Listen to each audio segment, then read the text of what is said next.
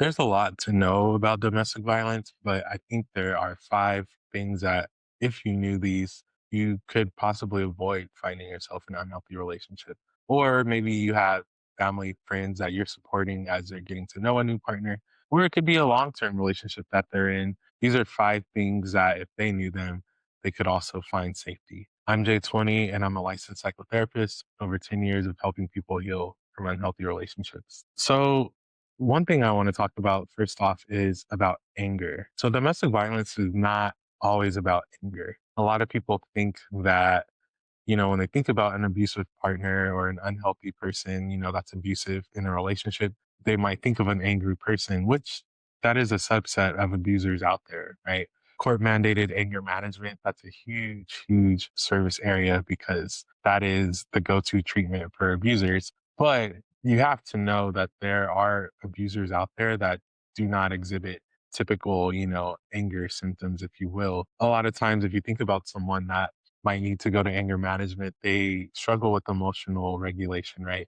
They're not really able to self regulate. And so a lot of times that is when the abuse happens. But there's also a lot of abusers that are not that type of person, right? They're calm, they're charismatic, they're funny, they're pleasant to be around until they're not, right? Until they're in private and they become abusive. And for some of them, again, it's the thrill of having that power and control over a person, so it's not really about anger.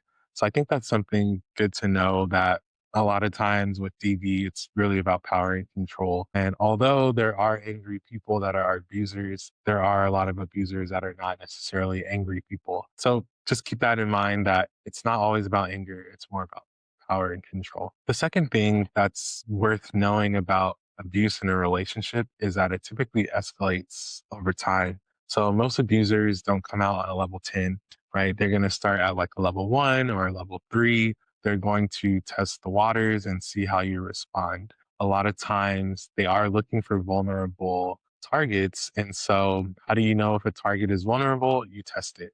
You see how much abuse you can push out and how much they're willing to tolerate. And then from there, it's a back and forth until the culture of the relationship has been established, right? So boundaries early and often are a great way to avoid being with an abusive partner, right? Because again, things are going to escalate over time. So if you're a person that early on you see a red flag, how they talk to you, how they grab you, how they want to be intimate with you, anything and everything, right?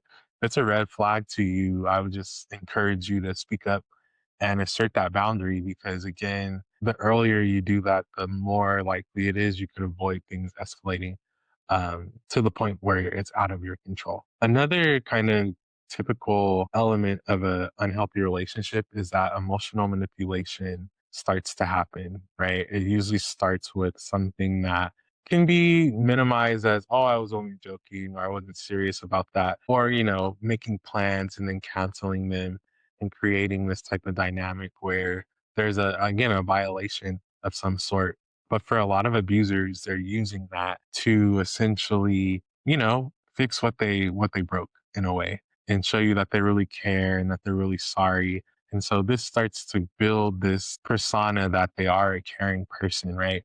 But if that happens over and over and over and breaks you down little by little by little, a lot of times this is how a person is more vulnerable than they were in the beginning of the relationship. So that emotional manipulation can go a long way, where again, they could be more psychologically inclined, right? Where they're playing mind games and things like that. And so again, a lot of times the first type of abuse in a relationship isn't necessarily physical. And to be honest with you, sometimes it's never physical. I've worked with plenty of clients and still do, where the abuse is more emotional, psychological, financial. And a lot of clients have said that that's harder to heal from, right? Because physical wounds heal, but things that are emotionally damaging or psychologically scarring, those things can last quite a while, right? They might break down your self esteem. So that is definitely something to consider, that if you feel like emotionally you're being toyed with or played with, you probably are. And again, with boundaries, the earlier you can assert them and the more often you can assert them, the more likely it is you could avoid being deeper in that relationship that's unhealthy for you. This one is a little counterintuitive. So sometimes, this is where you might have people saying, like, well, why don't you just leave this person? The reality is, leaving is kind of the most dangerous thing you can do, right? Especially depending on how violent the partner is or how long you've been with them. There is a thing called post separation abuse. And a lot of times it's the most deadly time is when a person decides to leave an abusive partner. So it is something that, there's a lot of safety planning that's recommended if you're going to leave a partner. One tip, would be definitely not really disclosing that you're thinking about leaving a person. Again, when you get into safety planning, part of that can be really trying to do it in a way that is safe, as safe as possible. If you've ever gone to domestic violence websites, a lot of times they have like escape buttons where you can press this button and it'll immediately close out your window. It just makes it harder for your footprint to be detected, right? Or also there's things where, again, maybe there's different apps out there where it's not as obvious that they're DV resources, but they have a different name. So the safety aspect of domestic violence it's real. A lot of partners, once they learn they're losing power and control, they could panic. And so this is where it becomes important to safety plan, with the appropriate resources. And there's a lot of help out there, a lot of service providers, which I'll share some of those at the end of the video. But it's just one of those things where a lot of people don't realize that leaving is really dangerous. And one of the programs I've worked with that is a part of going into the shelter is that for 72 hours, you are on a closed shelter. And the reason being, those first 72 hours are the most dangerous times because that's when abusers are out looking for their partner. They're out looking for the person that left them and is taking their power and control. So again, it's not to deter a person from leaving. um, it could actually save your life, but the reality is it could end your life as well, right? So there's a reason that safety planning is a very, very critical element of fleeing a domestic violence situation. And again, I just highly recommend that you use appropriate resources and do it in as safe of a way as possible. And sometimes it's not really possible to do it, when you have an abuser that is always around, always at the house, never really out from under you, it can be difficult to find that space to plan, right? So this is where a safety or support system could come in handy and just finding a way to get away. Just recognize leaving can be very dangerous. And the last thing I would say, and I've shared this already, but just recognize that there is a lot of help available. A lot of DV programs are 24/7. A lot of the hotlines are 24/7, right? And even if you can't call in, a lot of times you could send text messages to try to get resources. There's a lot of help available.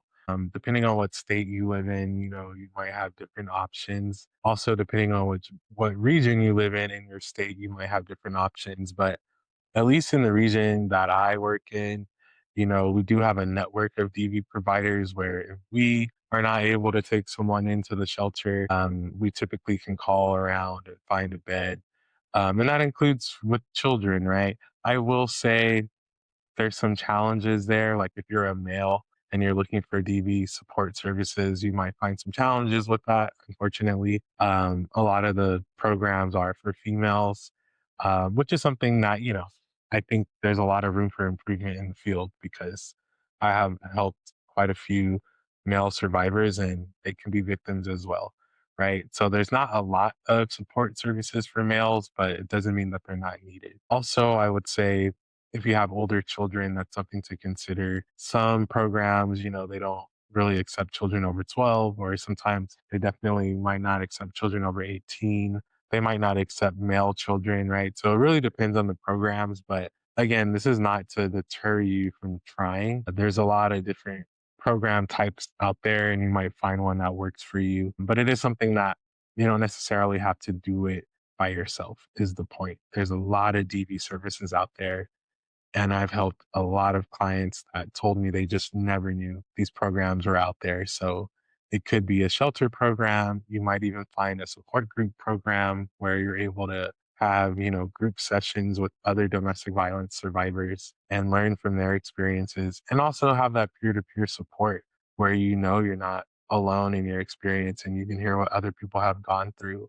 and again, build that support system. So these are just things to consider about domestic violence. You know, when I think about this content, it's really, I think a lot about younger people, right? So you might have a younger sister or a younger brother, or maybe a younger cousin. It could be anyone in your life that's young, right? They're a youth, they're an adolescent, they're a teenager. For all the adults I've helped, a lot of times they just say they never knew, right? They never knew the things that were considered domestic violence. And so they end up finding themselves in these situations. So when I think about prevention and early interventions wrapped around sharing this type of information, right? Having these conversations with young people as they're starting on their dating journeys. Because again, most people, you only know what you know. And if they knew better, they would have done better. So hopefully, you can watch these videos with them and have these conversations and help people stay safe. Because I don't know everything, but I'm going to share everything I know to help you stay safe, recognize some red flags, and find healthy love. Tune in for the next video, and we will keep the conversation going. Stay safe.